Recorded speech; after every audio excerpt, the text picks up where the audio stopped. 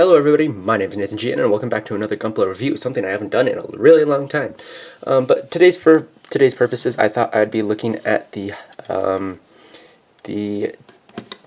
SD Lightning Gundam from Gundam Build Fighters Try. Now this is actually a really neat kit. As you can see, I haven't made much progress since the last time this kit was in a video, but I figured it was time to do a review, and this guy was good enough. He's really cute. In terms of everything, since he's already built, I don't know if I'll show off what was inside, like I usually do.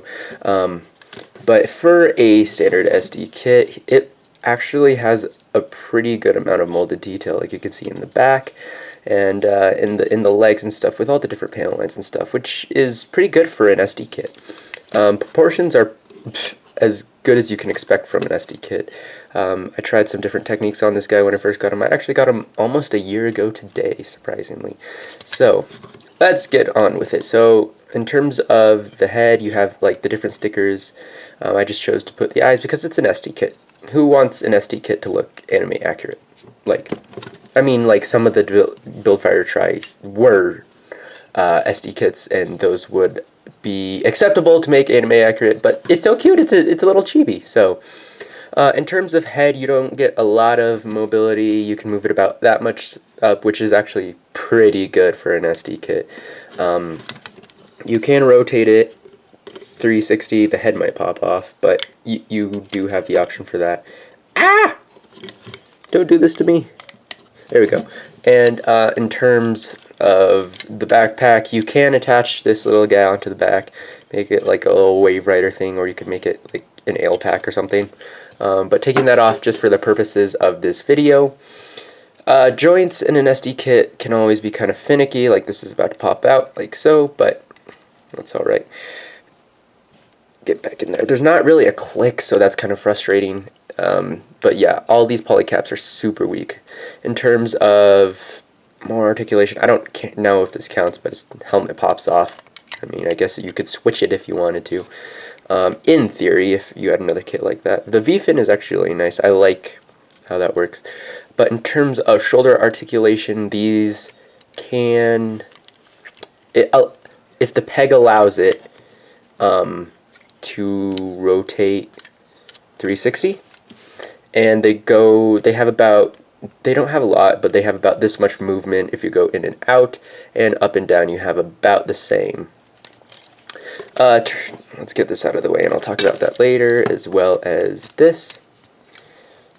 Alright. In terms of more articulation, wrists can rotate, and you have an elbow joint right here, right there. And shoulder, you can get about that much outward. Just kidding. You can even get more than that. And yeah, you're not going to be able to do anything with this kit in terms of posability unless you get it up on an action stand, and then it still might be a brick. In terms of waist articulation, you got about that much because there's a peg just like in the 00 Quanta. Is there? No, just kidding. There is no peg. Oh, look at me there. It just, the corners match up, and that's about as much.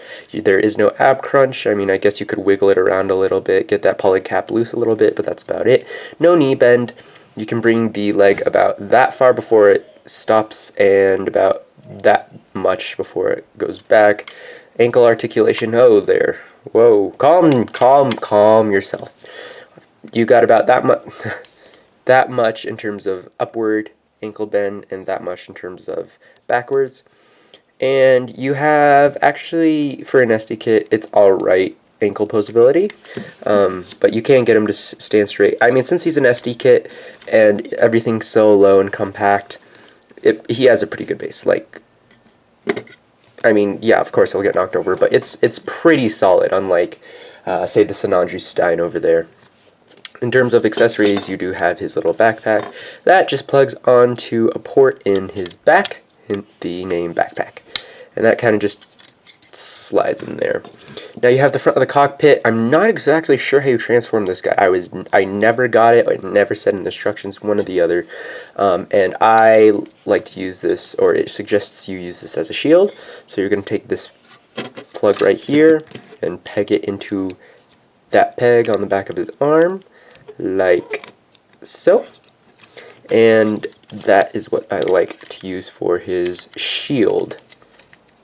And now he does come with a rifle. It can be combined if you get some more SD kits, I believe.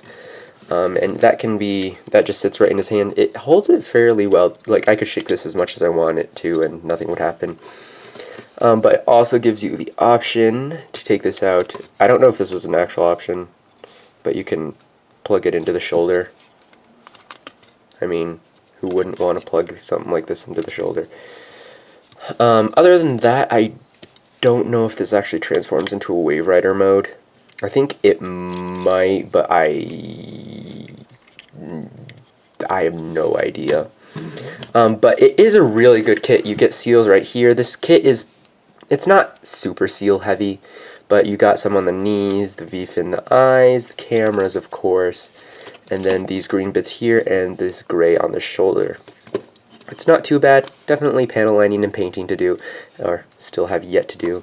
But that's all fine and dandy for an SD kit. So I would actually, I know this is a really long time since Build Fighters Try came out. Oh, did I fail to mention that? I mean, you have a little bit of articulation in the wrist here, but it's just a standard ball joint. But I would seriously consider picking up this kit. It looks really good. I really do like it. And he sits on my shelf next to the SD Quanta. So if there's anything you'd like me to do, review, or play, please leave it down in the comments below, and why not like and subscribe. So thank you guys so much for watching, and as always, I'll see you guys in the next one.